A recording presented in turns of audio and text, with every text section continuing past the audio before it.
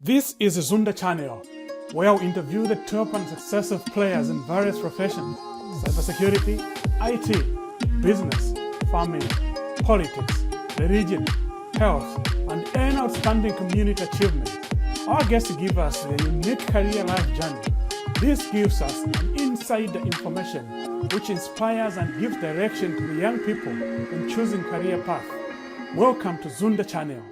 My name is Jack Monga.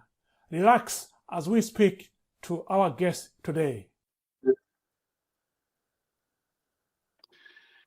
Right, welcome to Zunda channel. My name is Jackson. Today we have Wellington, who we are speaking to, and he's going to tell us more about his journey of life, what he has actually, been to, and where he intends actually to take his next move in terms of progression in life. So this program is there actually to help young people who are getting into specific fields, so that they can learn one or two things from the people already in the field. So today we are talking to Wellington. Wellington, welcome to Zunda channel. Thank you for having me. I'm happy to be here. Thank you very much. Now, first of all, I would like to find out more about your childhood. Where were you born? And maybe you can also tell us exactly what you remember, in your childhood, and what was actually the best part and also the worst part of your growing up. Yeah, so I was born in what they used to call the Sunshine City, which is Harare in Zimbabwe. Born and raised, grew up there. I guess the best part of my childhood, as far as I could remember, at the time, there was a lot of Zimbabwe was different from what the Zimbabwe is known for today. It was a completely different place. There was hope in the air, and you could really be in a position to envision what your tomorrow could be like in terms of prospects. So there was a lot of that, and I was quite fortunate. I was born in a family where there was a lot of entrepreneurship, both from my father's side and mother's side, and quite close to my granddad from my mother's side, and he was a prominent business figure, and I just just grew up seeing that hustle and bustle of people going out there doing it. So that was my childhood in terms of childhood memories. That's as much as I could remember. The thing that I could say the not so great part of that was because I got to experience, I guess at that time it was the later part of, in terms of Zimbabwe transforming to what it is now in terms of the challenges we're facing.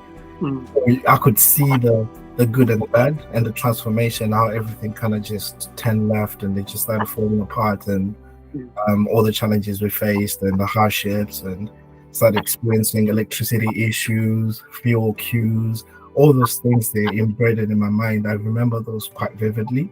So to that transition of being able to have everything, or being able to see things in a good and a positive light, then the negative side.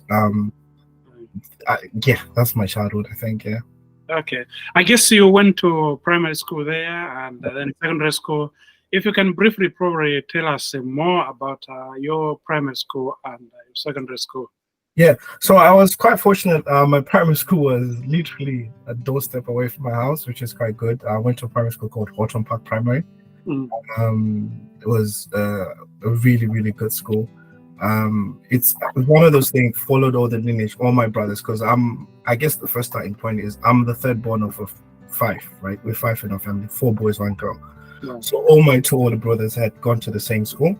And I was quite athletic at school, which is weird because I was shy, but yet I used to do athletics and different sports and everything else, and you become popular for that, but yet I was quite reserved, if that makes sense. So that was my primary school. Then high school, I went to a school called Ellis Robbins. It was an all-boys school, and I was a day scholar, which was probably the best experience that I could have asked for, right? I got to form a brotherhood with a lot of great guys and experience that transition from like that, adolescent challenges as you going through it, the same thing together. It's quite an open environment. Right. Did sport there. Yeah, it was amazing time I had at high school. Right. Probably the best years of my schooling, to be honest, was at high school. Right. Very good. Very good. Okay, so from there you went on to go to university. Where did you attend your university, and what did you read when you were there? So I attended Brighton University in the UK. It's in East Sussex. I did accounting because it was a passion of mine, all inspired by my accounting teacher at high school, which was quite good. She was quite passionate about the subject and what it could do in terms of opportunities. So I fell in love with the subject. So naturally, I followed that path when I went to university, studied accounting. I think the book that I used to read when I was in university that really set the path to where I am today was The Art of War. I thought that was quite a powerful book in terms of just being able to navigate and move in life and everything else. But yeah, I studied accounting when I was at university. Right. Okay. So, what inspired you actually to read? I know you've mentioned about your teacher was actually made you to be passionate about the subject. What other inspirations did you get in order for you to get into the accounting field? So inspirations, to be honest, the greatest inspiration for me will have to be my father.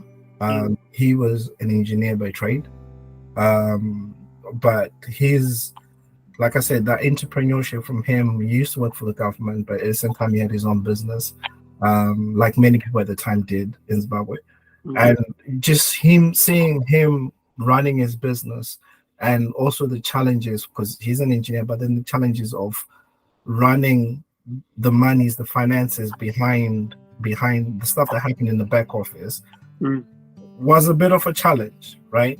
So when I went to high school and we started to understand what accounting was, and it being right at the center, the core of a business, then my motivation was like, okay, if I get into accounting, then I can help my dad be able to grow the business and take it to the next level, right?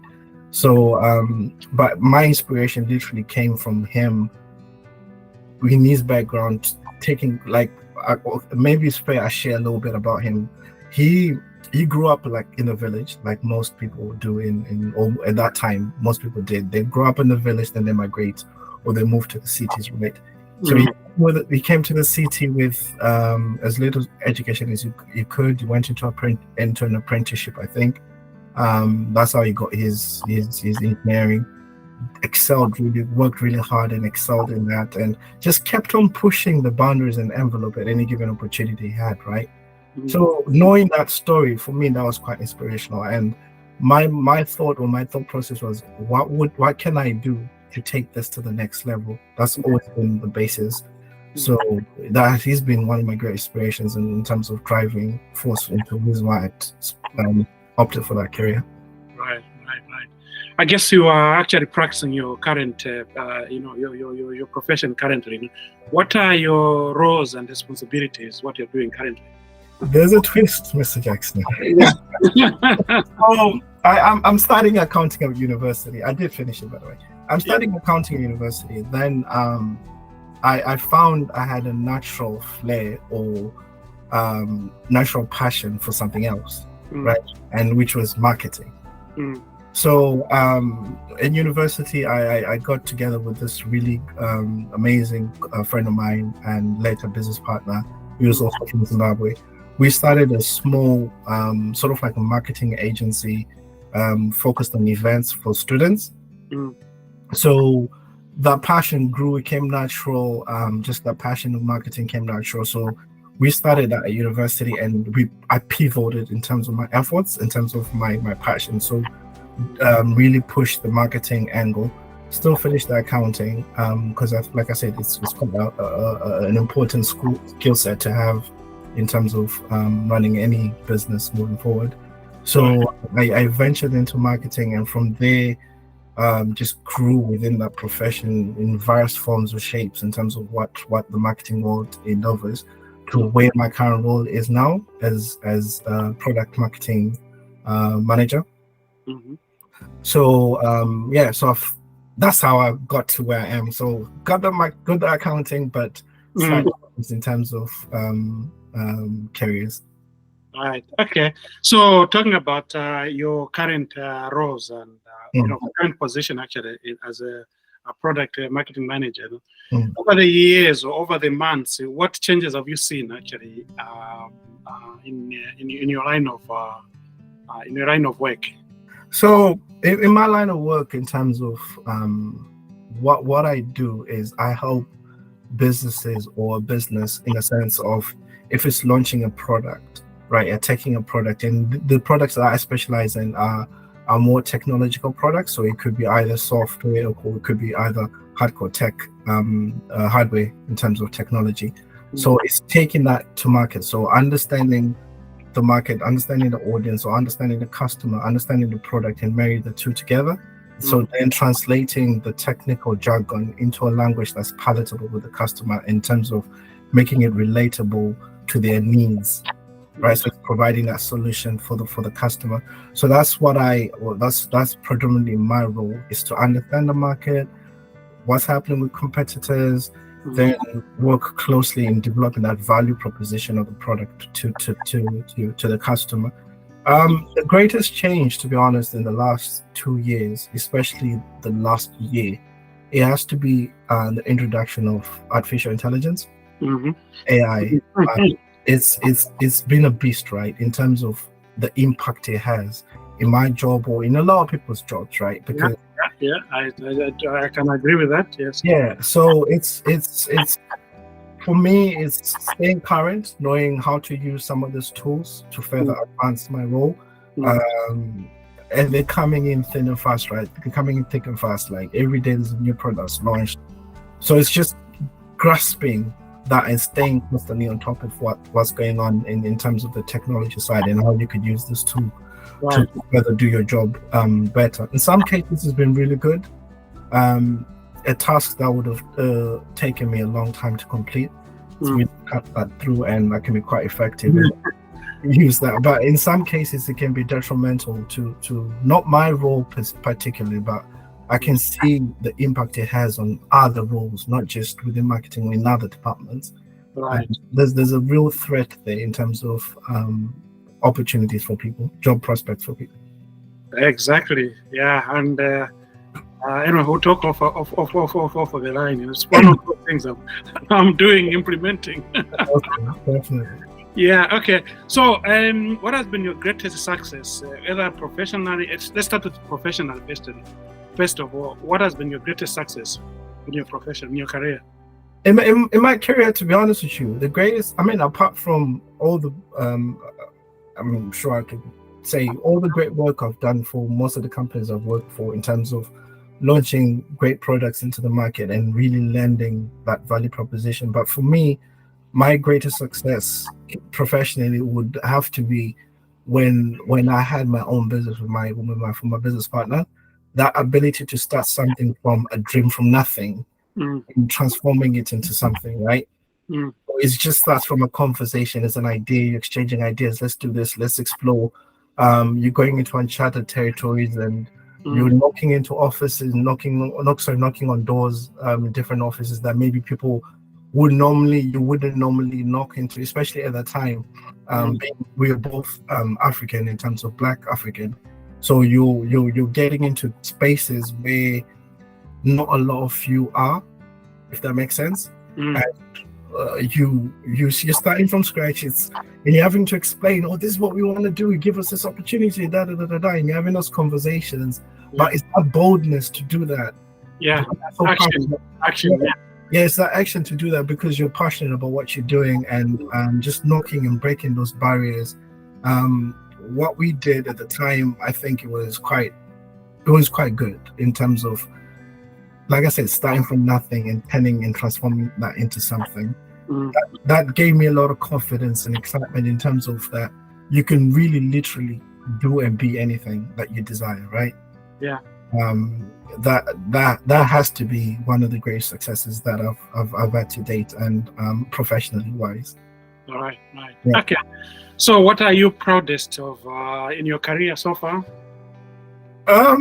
Proudest career-wise, it's just the ability to constantly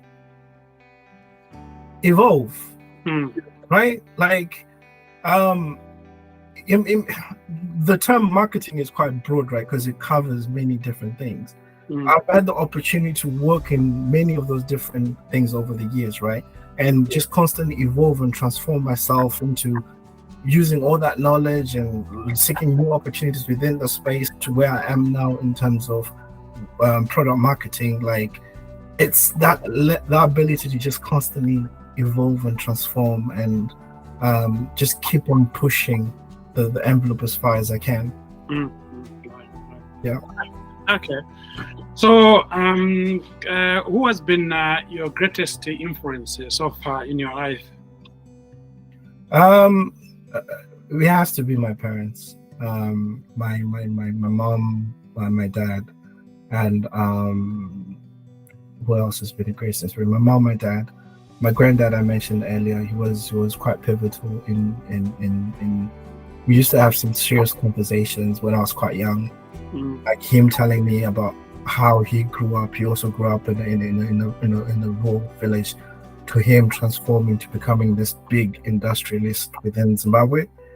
It's just that, and it was all happened during the time of colonization, and when things were not really set in the favor of the natives, right? Indigenous. So for him to transform that and transform his life and create something again, once again from thin air, all those things played quite a pivotal role in my life. Right. And what? Give us an example, or list of some of the lessons actually that you've learned from your parents. Always stay true to who you are, but I can tell you one of the greatest gifts. I always say this to anyone who listens. One of the greatest gifts that my parents imparted me was the ability to be clear in terms of who I was, because they always told me your identity really matters. If you know who you are, then you can walk in any room or you can be in any environment and not fall. And I give you a good example of this is when I think I must have been about 11, 12, which is about grade 6 in Zimbabwe. And I remember this clearly. It was a summer afternoon. All my friends, who was playing with my friends, and that's the first day they all started smoking. So they went to the shops, got a pack of cigarettes, God knows how, and they were under a tree, and they were lighting this thing up and say, "Oh yeah, let's smoke," because that's what the big guys in the scene, the big guys doing, right? Yeah. And I remember at the time standing there and be like, I don't want to do this, right? I'm okay. Like, you can alienate me, you can exclude me from this group. I'm okay to go home by myself and just figure things out by myself. Right. If like that peer pressure, like that's when that whole peer pressure really was kind of building up, and I was able to walk away from that. Because I had that foundation of, if you don't want to do something, be clear who you are. Don't be influenced into environments or situations that you're not comfortable with. So being able to make that decision at that age, when you easily be influenced because you want to hang around with certain friends, so I was always okay to be by myself because I was clear in terms of identity, who I was. So I carry that to myself to this day. Even I find it, I apply it at work. No matter what environment I'm in, if I'm not happy or comfortable, I speak up, right? Because if something impacts me, I'm like, okay, I'm not comfortable. This is affecting my mental wellness. I'm not comfortable with this. Like, I can remove myself from the situation, or I work to address it. So it's that clearness in terms of identity. I think that's probably one of the greatest gifts I was given, to be honest. Right. Okay, very good. At least you got a very good lesson from your parents, Yeah. And this is, I think, one of the things which today's generations actually they are missing. Parental guidance. I think it's really not there in most of the families, because I think a number of families are now children actually coming from broken families. Yeah. Where there's only a single parent, either the mother or the father, to bring them up. So yeah, I think the combination of the two makes a very big sense, you know. It does. Raise up the child. Okay, so who has been the greatest mentor in your life, Wellington? All right, so over the years, I've been fortunate to have a few people who have crossed paths that really mentored me in directly and indirectly, right? People that stand up. My brother has been a really great mentor to me. He's had his own different path in life in terms of challenges and experiences and everything else. He's really mentored me in that sense of just observing and learning from his mistakes, and then be able to move around those challenges in my own way. It sounds weird, I guess, to say this in some form or shape, but I believe for me, one of the greatest things in terms of when you talk about mentoring is I look at it from a slightly different angle, because I'm quite a private person by nature, right? So my greatest source of information or source of mentorship in some form or way somehow is always defaulted to the Bible, if it makes sense.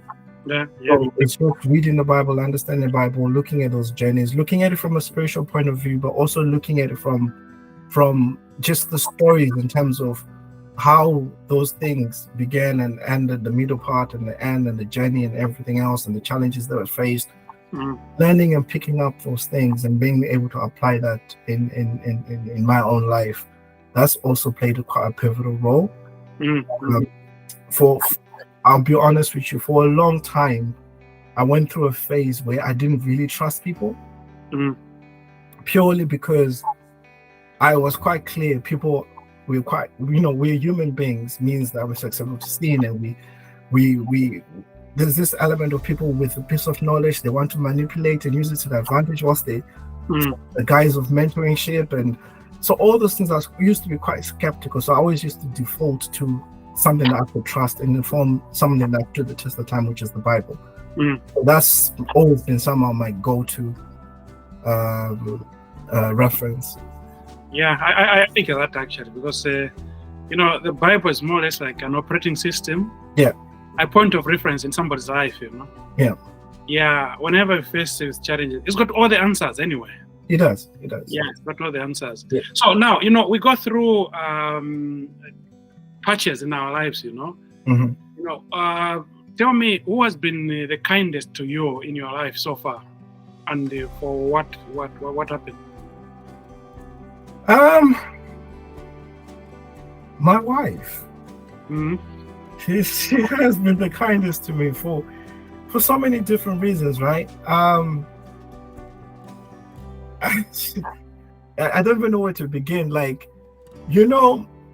I share and it's something slightly a bit more personal, but the thing is, how we met, we were friends for a very long time, right? And she was always there in the sense of no matter what was going through my life or situation, she was that one person that you could confide in, and she's going to give you the best advice from wherever she is. I went through my stubborn phase where you're just stubborn and you just want to do things your way, and she's always been that kind in the sense of understanding that this person is going through something. I'm going to pray for them to come out the other side, right? So at the time you don't see it that way, but after a while, upon reflection, you realize like she could tell that I was going through whatever I was going through.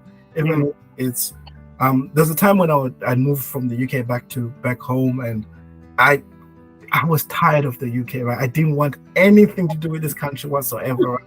Even the mention of this country would just be an argument away. But she was patient with me, right? Yeah, like, I remember those years. Yeah, you would remember it clearly. So yeah. She was quite patient with me, and through prayer and everything else, and so it's just that kindness she's shown me, and that patience with me. To me, that stands the test of time. Right. Yeah. Well done, your car, Yeah, well done, yo. So what are the most important lessons you have learned in life anyway? To date, do you know what? Be humble. Right? We all at risk sometimes of developing an ego, consciously or subconsciously. You think you're this because of you whatever is feeding your mind. I think one of the most important lessons I've learned is just be humble. Just because you're eating today does not necessarily mean you're going to be eating tomorrow, right? Just because you didn't eat today doesn't necessarily mean you're not going to eat tomorrow, vice versa.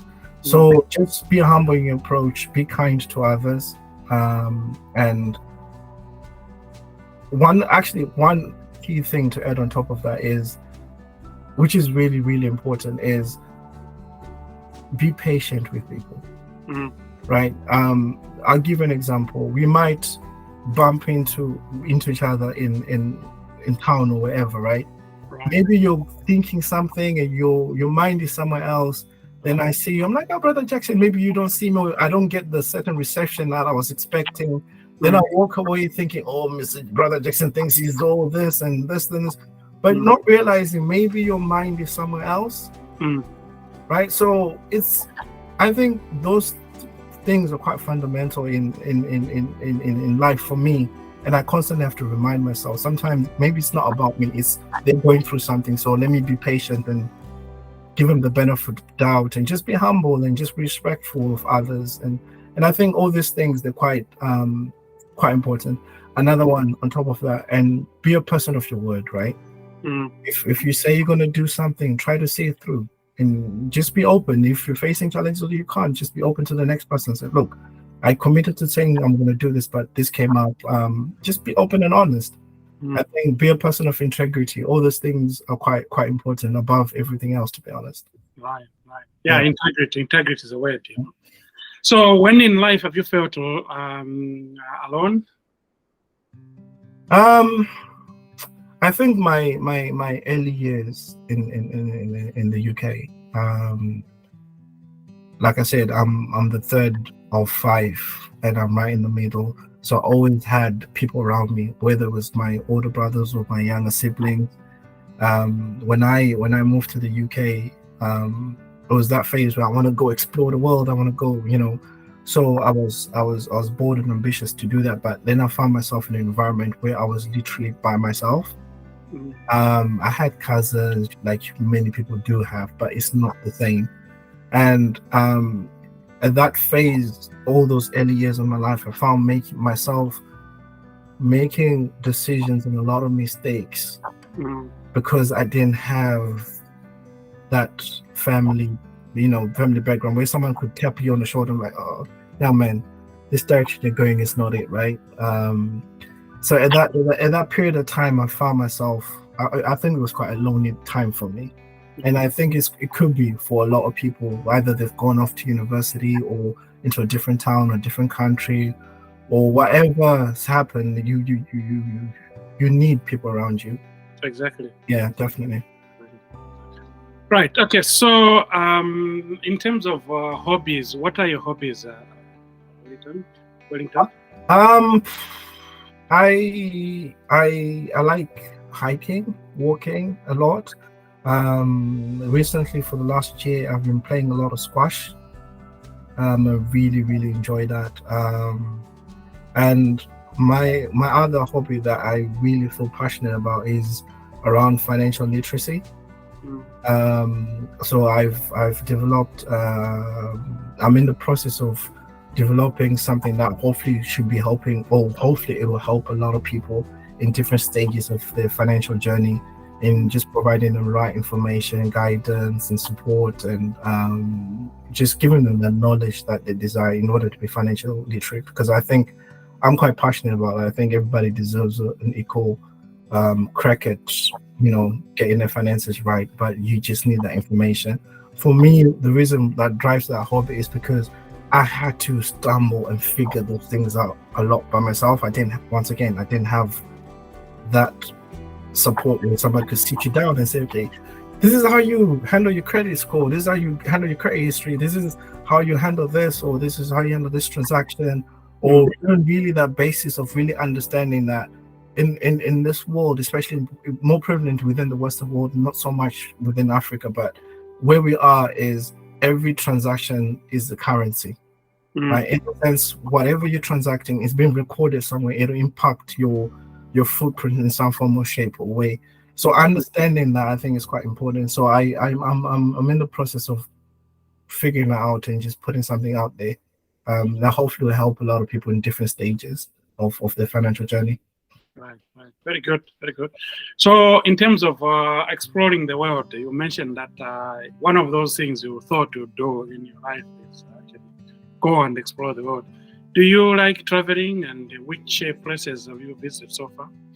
I love traveling, and the reason why I love traveling is that once again, it opens the eye to you that you don't live in a bubble. It's so easy to get trapped in a bubble. Like, you've got your family, you've got your friends, you've got your network, you've got work, you've got church, you've got whatever. You live in that bubble. You think that's what the whole world revolves around, that and the people around that. The world is such a bigger thing, and there's so much going on in the world. So I've got a really passion of driving. I've traveled the best part of Southern Africa, and I always felt like it's important to start home. So I've traveled the best part of Southern Africa. Spent some time in Zambia, as you're aware. I've a bit of Europe. I've done quite a bit of Europe, fair Europe, especially about 10 years ago. I used to travel a lot. Traveled a bit of Europe, Spain, Italy, France, a bit of Greece, I think. Quite a bit of Europe I've traveled. In early 2000, I went to New York. It's due for another trip. Yeah, those are the countries that come on top of my head that I've been to.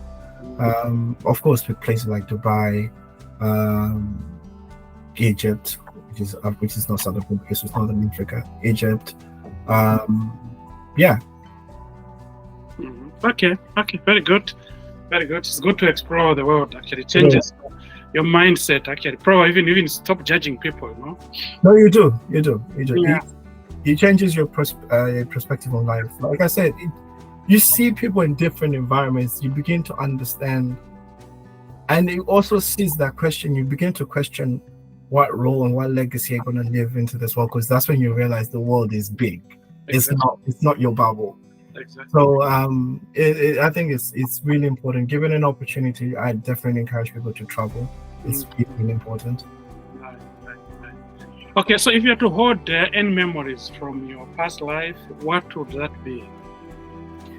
If I had to hold any memories,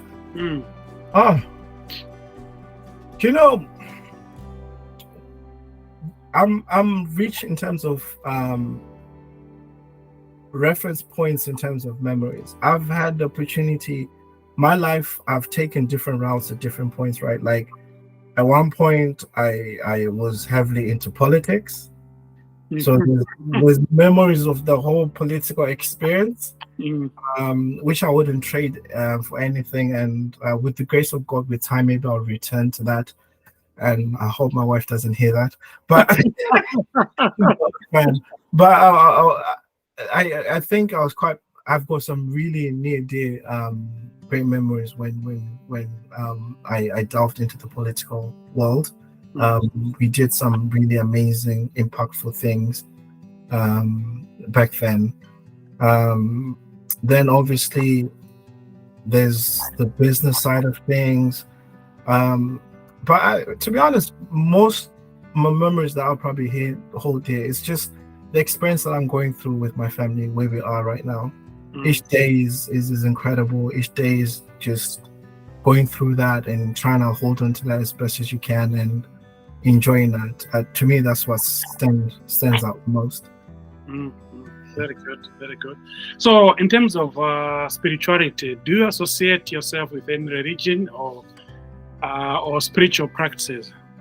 Yeah, I'm Christian. I think I grew up in an Anglican family. So I actually was Anglican and Methodist because my mom was Methodist, my dad was Anglican. So I think early part of our years we used to go to Anglican church quite a lot. Then later on we became Methodist. So we went through that phase of that religion journey. As a young person, I wouldn't want to say I understood it, but I would attend church. I understood God was important and pivotal and everything else, but I wouldn't really say, I guess that laid the foundation of really the Christianity reference. But it wasn't until I met my wife, and she's full on Seventh Adventist, right? So it wasn't until I met her and we really started walking through that journey that I really began to really understand and develop spiritually to a level or depth that I've never experienced before. And the beautiful thing about that journey is it's still continuing. There's a lot to learn, and each time there's a different layer and level that's added, and there's also a form of clarity that comes with that in terms of your role in life and your position in life and your answers to a lot of questions, right? So I don't know if this relates to a lot of people, whether someone is looking at this from I'm not a preacher, by the way. So if someone is looking at this from a personal point of view, where they want a professional point of view, they just want to get the insights on how to maneuver in life, business, whatever the case might be. But I think for me, this journey, a stage of my life where I am in terms of exploring the Adventist world, has really opened my mind in understanding and giving me purpose to life, and knowing where to place value on things and what things to place value on. All of a sudden, if money is never a motivator, we know that, but sometimes you go through that phase where you're motivated by as much money as you can get, but this has given me, it's given me an opportunity to really put things into perspective, right? What really matters, what doesn't, right? What's futile, what's not, like, so yeah, I know that was a long-winded answer to your question, but yeah, I do. Yeah. No. Well done, Yokai, again, That's a very good score. Yeah, very good, very good.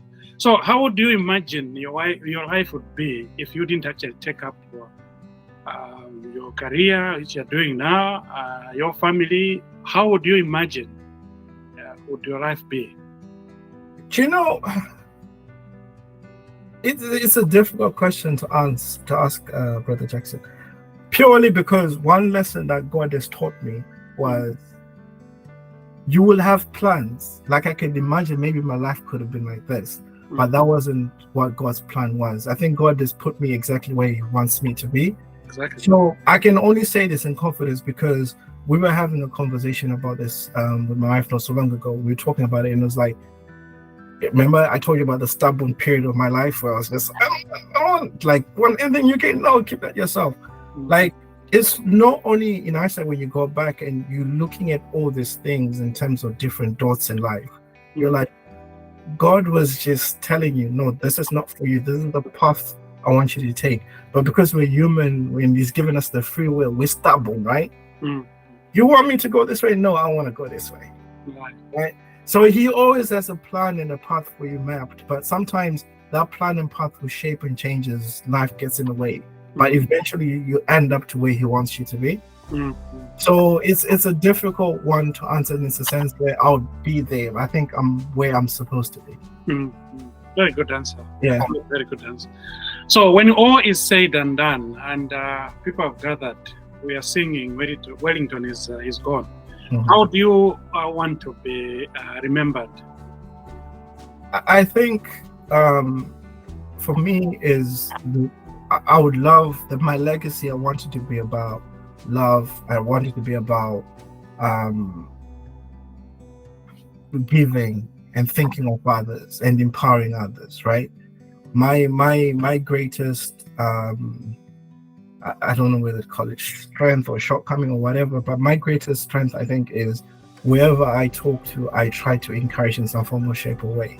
Right. Try to just give them, whether it's the little knowledge I have, or we can agree to I will source the information if I don't have it.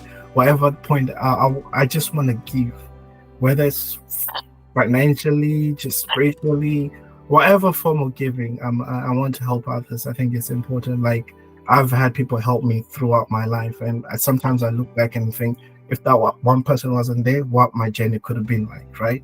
So I think it's important to for that to be my legacy. Someone who wasn't stingy with information. Like, if someone hits me up and contacts me in any form or shape, or they want to know something, I'm always willing to share that information, because I think it's important we share information. It's important we empower each other in the best possible way we can. So I love my legacy. Very good. Do you have any regret in life? A ton. Like anyone. Once again, my biggest regret would probably be, I wish I had got onto this journey that I am on to now, especially on the spiritual side earlier. But then again, maybe I had to go into the wilderness, then come back the other side, right? So that was God's plan. But I wish I had got onto this journey a bit earlier. Maybe I would have made well-informed decisions earlier. But I can't lend back the hands of time. I have to be grateful where I am and the fact that I've got this information now. So we'll be able to move forward. Okay, very good. So now, looking at your life, if you are to give an advice actually to a young person who's actually starting in life, trying to choose the career, and then go into the industry of work as well, what would be an inside information that actually you can give to such a young person? I think, first and foremost, whatever you choose to do, let it be something that you're passionate about. I think that's really, really, really important, because I've found mistakes for me. I've learned before. I found myself in certain roles or certain positions or certain jobs that I was driven maybe by the title, maybe by what the role presented, but I wasn't passionate about it. And when it actually comes to doing the work, it's a chore, right? Yeah. So it's the same as someone who's getting into medicine, to become a doctor. You cannot do that job for the money. You have to genuinely care about healing people and helping people, and for you to be able to do those long 12-hour shifts and long hours and everything else, same applies to any job you do. If you're passionate about it, it'll come naturally in terms of you, the motivation to do your role in order to excel. In nowadays, in most of the roles that we do in terms of professions, is you have to constantly stay alert in terms of what's going on in the world. Information is changing constantly. We're talking about AI, right? So I have to have that passion and drive to wake up and read about AI in my own spare time, and how I can apply it and what it means and everything else, and dissect that. So passion really plays a huge part in whatever those choices are. Right. And I think the other one is just be true and clear in terms of who you are and what you're hoping to set to achieve in whatever path you're taking. Because I think it's important. You find in the corporate world it's quite cutthroat at times. It's a lot of politics. I don't know. I'm sure you've experienced that in your past professional experience. There's a lot of politics. There's a lot of stuff that goes on. So be able to shut that out. Like I said before, if you're clear who you are, you set boundaries. The other thing, set boundaries. I think always protect your mental wellness and your mental state. I think really, really, really important. I regard that actually as the biggest asset which man has. It is. It's the mind. Yeah. It's the biggest AI tool, right? Not AI is an artificial intelligence, but it's the biggest tool ever. Our brains are more powerful than AI. So we need to protect that by all costs. Like always protect your mental wellness. It's important to do that by any means necessary, I think. Right. Okay, that's good. So you talked about the passion of what you're doing. What's your passion yourself, actually, as an individual? And how did you get started with it? As in what? As in the passion? In general, what's your passion? What are you passionate about? I think the passion thing, like I said before, is the financial literacy stuff. I'm quite passionate about that. because I feel if you can handle your finances and you understand how to work the system, you can work it to your favor, and you can begin to find yourself in a better position as time goes, especially within our communities, within the African communities, for those that migrated to the UK, whether it's the first generation or second generation. I think there's a lot of there's a lot we can tap into the financial instruments and tools that are there if we have the information and use that to our advantage to really be able to expand. So I'm quite passionate about that. I think to me that's the thing at the moment for me. Okay. So in your adult life, actually, what has been actually been the happiest moment, in your adult life, and why? It has to be the birth of my son. I think just standing there, it's the happiest and the scariest, by the way, because that's the moment you realize that this little thing is dependent on you. On you. No excuses. No, I can't be bothered now. Yeah. So to me, that's been the happiest moment. And there's actually, you have a lot, but for me, the birth of my son and spiritually this journey that I'm on, just that awakening, like when all this information you're getting from a spiritual point of view all starts to make sense, and you start to find yourself in Christ and find time for just that's really made me happy, because that's when you realize you were lost and now you're found. So that feeling it's quite it's a good feeling. Right. Yeah. Okay. So on a scale of 0 to 10, how weird are you? I knew this was coming. I'm weird. Like I said, okay. Reason why I say I'm weird, I believe you can be anything at any given time, right? So, like I said, there's the political side of me, which is in itself can be challenging in certain circles. Like, oh, how do you venture politics? But I've got opinions. Yeah. And I want to express them in a political manner, in a political arena, because I think I can make a difference. Then there's the entrepreneur side, then there's the professional side, then there's the family, and then there's the other stuff that just keeps piling on, right?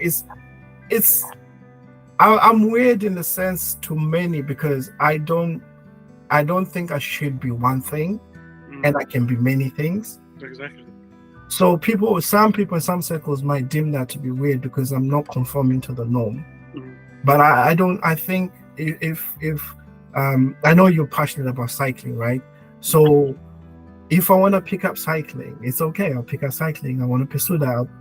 You're not one thing. You can't be just known as Brother Jackson the cyclist, right? If you want to change that and you want to start snowboarding or doing something, you should be allowed and able to explore that. And so weird in some circles, but absolutely normal in some circles, I think. Okay, so on a scale of 0 to 10, what's your balance there? I'm 10 plus. I'm 10 plus. I'm 10 plus. I'm definitely a 10 plus. I'm 10 plus. I'm open to exploring new things and new experiences, and not conforming to the stereotypes. Yeah. Okay. Yeah. So, like I said, it's hence the word weird arises, right? It's different to what the norm is. What the norm is. Yeah. So yeah, definitely.